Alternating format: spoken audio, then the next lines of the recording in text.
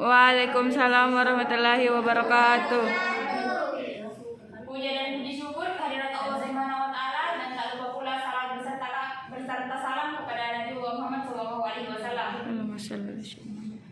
Pada kesempatan ini kami kelompok 3 akan membahas tentang arus dan tekanan air. Adapun anggota kelompok saya yaitu saya sendiri atas nama Nur Intan Cahyani, Saya Dwi Lestari, saya Sinju Landari, Saya Ukum Suci, saya Claudia. Untuk mengefisienkan waktu, langsung saja kita masuk ke materi pertama yang akan dibawakan oleh Dwi Lestari. Saudaranya disilakan.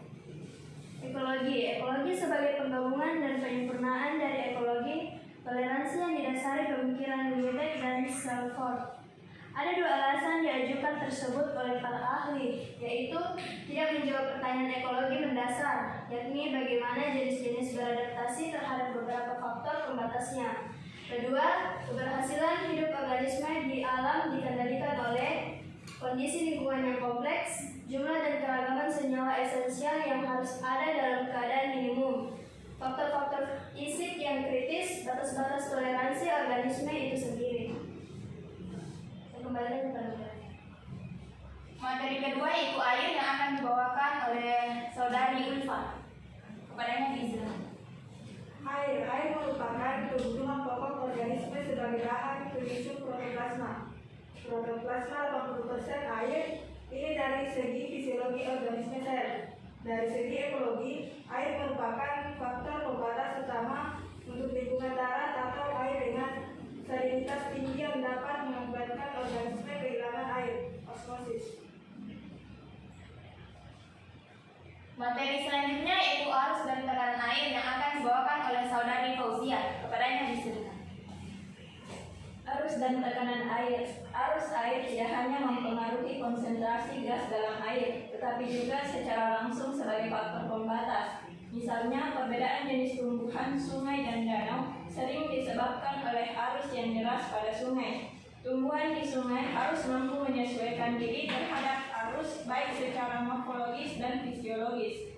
Di laut, tekanan air akan bertambah atmosfer pada 1 atmosfer pada setiap penurunan kedalaman 10 meter. Pada bagian laut yang paling dalam, tekanan dapat mencapai hingga 1000 atmosfer.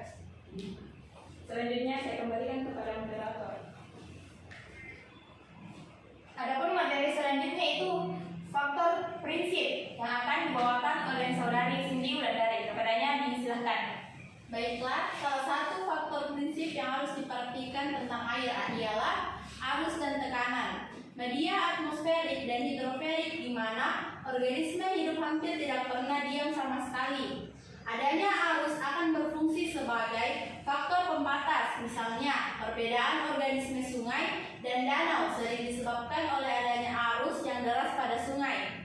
Tanaman dan hewan sungai telah beradaptasi terhadap arus, baik secara morfologi maupun secara fisiologi, atau tanaman dan hewan mempunyai batas toleransi terhadap arus.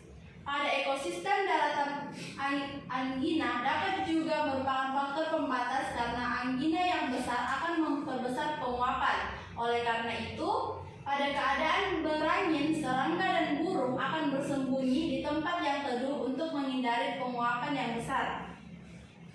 Tekanan barometrik tidak begitu berpengaruh terhadap kehidupan organisme darat, meskipun tekanan barometrik dapat mempengaruhi iklim, dan iklim ini yang dapat mempengaruhi organisme darat. Keadaan ini lain dengan organisme air.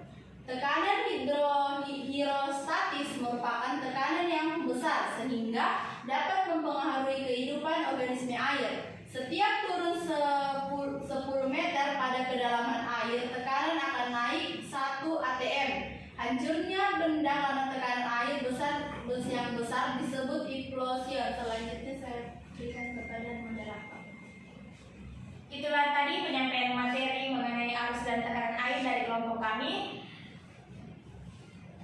Sekian, wassalamualaikum warahmatullahi wabarakatuh. Waalaikumsalam warahmatullahi wabarakatuh.